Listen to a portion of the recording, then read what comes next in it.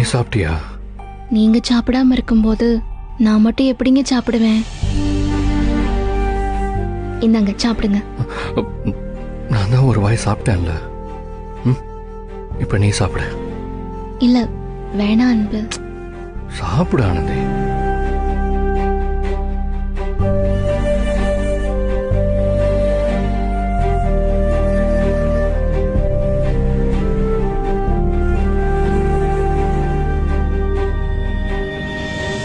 ஆனந்தி, யாழ்னிக்காக தான் நான் உன்னை இங்க தனியா விட்டுட்டு போறேன்.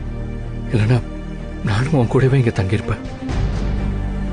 நீ கவலைப்படாத, நான் காலையில சீக்கிரமா வந்துடுறேன். அதெல்லாம் ஒன்னும் அவசரம் இல்ல அன்பு.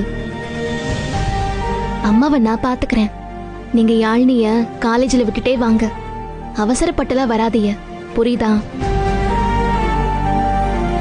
சாப்பிடுங்க.